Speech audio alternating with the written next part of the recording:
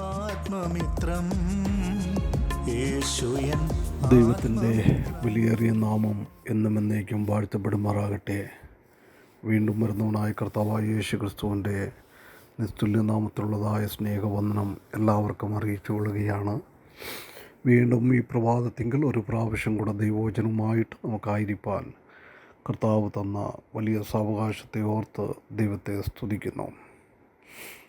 ഈ ദിവസങ്ങളിൽ നാം പുറപ്പാട് പുസ്തകം 20-ാം അധ്യായത്തിൽ നിന്നാണ് ചില ധ്യാന ചിന്തകൾ പങ്കിട്ടുകൊണ്ട് ഇരിക്കുന്നത്. കഴിഞ്ഞ ദിവസം നാം 5-ാമത്തെ കൽപ്പനയായിരിക്കുന്ന നിങ്ങളുടെ മാതാപിതാക്കളെ ബഹുമാനിക്കണം എന്നുള്ളതിൽ നിന്ന് ചില കാര്യങ്ങളായിരുന്നു നാം തുടർച്ചയായിട്ട് ചിന്തിച്ചുകൊണ്ട് ഇരുന്നത്. ഇന്ന് നമുക്ക് 6-ാമത്തെ കൽപ്പന, അത് പുറപ്പാട് പുസ്തകം 20-ാം അധ്യായം 13-ാമത്തെ വാക്യത്തിലാണ് നാം അത് കാണുന്നത്. പുറപ്പാട് പുസ്തകം 20-ാം അധ്യായം 13-ാമത്തെ വാക്യത്തിൽ, കൊല ചെയ്യരുത്. Thou shalt not kill. You shall not murder. ഇത് 6-ാമത്തെ കൽപ്പന വലിയവനായ ദൈവം ഇസ്രായേൽ മക്കൾക്ക് കൊടുത്തതാണ്. നാം ആരെയും കൊന്നുകളയരുത്, കൊല ചെയ്യരുത്. എബ്രായ ഭാഷയിലും ഇംഗ്ലീഷിലും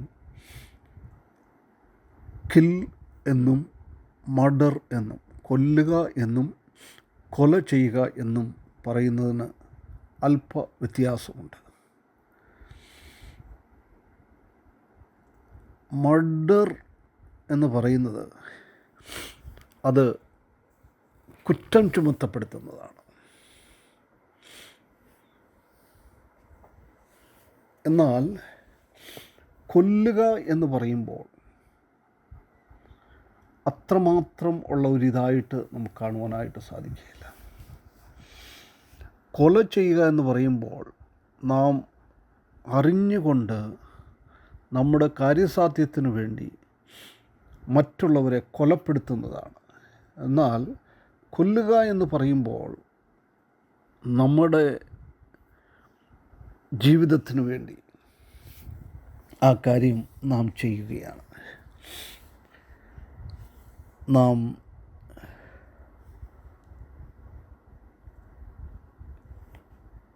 ഉൽപ്പത്തി പുസ്തകം 9-ാം അധ്യായം അതിൻ്റെ 6-ാമത്തെ വാക്യത്തിൽ ഇപ്രകാരം നാം വായിക്കുന്നുണ്ട്: ആരെങ്കിലും മനുഷ്യൻ്റെ രക്തം ചൊരിയിച്ചാൽ അവൻ്റെ രക്തം മനുഷ്യൻ ചൊരിയിക്കും. ദൈവത്തിൻ്റെ സ്വരൂപത്തിലല്ലോ മനുഷ്യനെ ഉണ്ടാക്കിയത്. അതുകൊണ്ട് നാം ആരെയും മർഡർ ചെയ്യരുത് എന്ന് ദൈവവചനത്തിൽ നമുക്ക് കാണാം.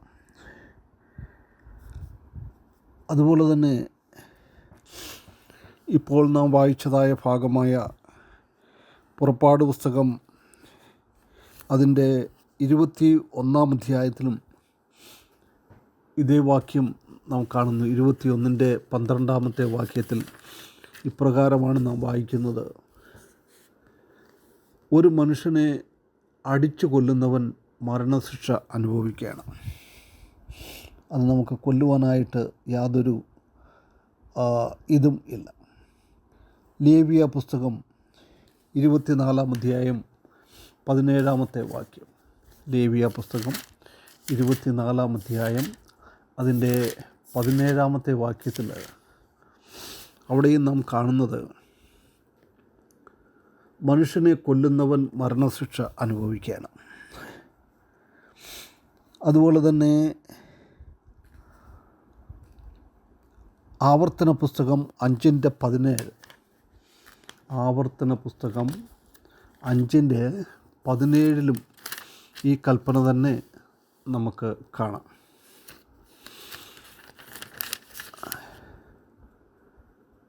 കൊല ചെയ്യരുത്.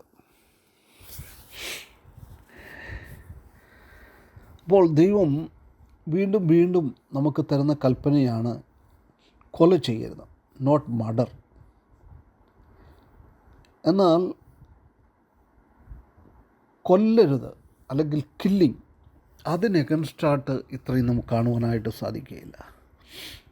ഇസ്രായേൽ മക്കൾ കനാൻ ദേശത്ത് ചെല്ലുമ്പോൾ ദൈവം ജോഷുവയോടൊക്കെ പറഞ്ഞത് നിങ്ങളവരെ കൊന്നുകളയണം. ആ രീതിയിൽ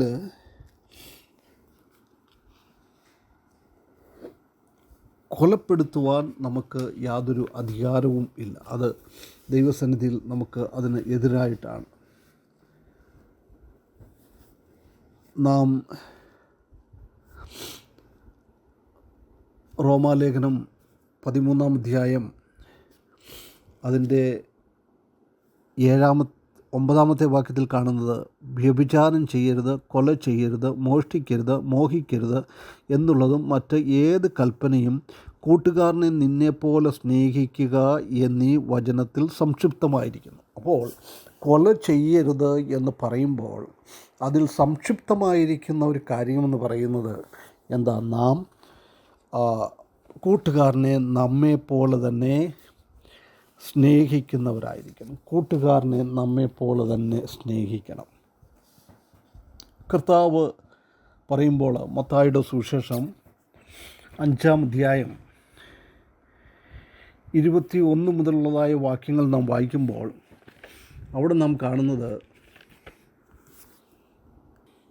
മത്തായിയുടെ സുവിശേഷം 5-ാം അധ്യായം 21 മുതൽ 26 വരെയുള്ള വാക്യങ്ങൾ വായിക്കുമ്പോൾ കർത്താവ് പഠിപ്പിക്കുന്നത്, കൊല ചെയ്യരുത് എന്നും ആരെങ്കിലും കൊല ചെയ്താൽ ന്യായവിധിക്ക് യോഗ്യനാകും എന്നും പൂർവന്മാരോട് അരുളി ചെയ്തത് നിങ്ങൾ കേട്ടിട്ടുണ്ടല്ലോ. ഞാനോ നിങ്ങളോട് പറയുന്നത്, സഹോദരനോട് കോപിക്കുന്നവനെല്ലാം ന്യായവിധിക്ക് യോഗ്യനാകും. സഹോദരനോട് നിസാര എന്ന് പറഞ്ഞാലോ ന്യായാധിപതി സഭയുടെ മുമ്പിൽ നിൽക്കേണ്ടി വരും. മൂഢ എന്ന് പറഞ്ഞാലോ അഗ്നി നരകത്തിന് യോഗ്യനാകും. ആകയാൽ നിൻ്റെ വഴിപാട് യാഗപീഠത്തിൽ കൊണ്ടുവരുമ്പോൾ സഹോദരന് നിൻ്റെ നേരെ വല്ലതും ഉണ്ടെന്ന് അവിടെ വെച്ച് ഓർമ്മ വന്നാൽ നിൻ്റെ വഴിപാട് അവിടെ യാഗപീഠത്തിൻ്റെ മുമ്പിൽ വെച്ചിട്ട് ഒന്നാമത് ചെന്ന് സഹോദരനോട് നിരന്നുകൊള്ളുക. പിന്നെ വന്ന് നിൻ്റെ വഴിപാട് കഴിക്കുക. നിൻ്റെ പ്രതിയോഗിയോടുകൂടെ വഴിയിൽ ഉള്ളപ്പോൾ തന്നെ വേഗത്തിൽ അവനോട് ഇണങ്ങിക്കൊള്ളുക. അല്ലാതിരുന്നാൽ പ്രതിയോഗി നിന്നെ ന്യായാധിപൻ സേവകനും ഏൽപ്പിച്ചിട്ട് തടവിൽ ആകും. ഒടുവിലത്തെ കാശുപോലും കൊടുത്തു തീരുവോളം നീ അവിടെ നിന്ന് വരികയില്ല എന്ന് ഞാൻ സത്യമായിട്ട് നിങ്ങളോട് പറയുന്നു. അപ്പോൾ ഒരു സഹോദരനെ കൊല്ലുന്നതിന് തുല്യമാണ് ഒരു സഹോദരനെ മൂഢ എന്ന് പറയുന്നത്, അല്ലെങ്കിൽ ഒരു സഹോദരനോട് നിസാര എന്ന് പറയുന്നത്. സഹോദരനോട് കോപിക്കുന്നവൻ ന്യായവിധിക്ക് യോഗ്യനാകും. സഹോദരനോട് നിസാര എന്ന് പറഞ്ഞാൽ ന്യായാധിപ സഭയുടെ മുമ്പിൽ നിൽക്കേണ്ടി വരും. മൂഢ എന്ന് പറഞ്ഞാലോ അഗ്നി നരകത്തിന് യോഗ്യനാകും. നോക്കുമ്പോൾ നാം ഒരു സഹോദരനെ കോപിക്കുക, സഹോദരനോട് നിസാര എന്ന് പറയുക, സഹോദരനോട് മൂഢ എന്ന് പറയുക, അത് ഈ 6-ാം കൽപ്പന ലംഘിക്കുന്നതിനേക്കാൾ അപ്പുറമായിട്ടുള്ള ഒരു ലംഘനമാണ്. അതുകൊണ്ട് നമ്മുടെ സഹോദരങ്ങളെ നാം റോമാലേഖനത്തിൽ നാം വായിച്ചതുപോലെ തന്നെ നാം സ്നേഹിക്കണം. നമ്മേക്കാൾ ശ്രേഷ്ഠരെന്നെണ്ണണം.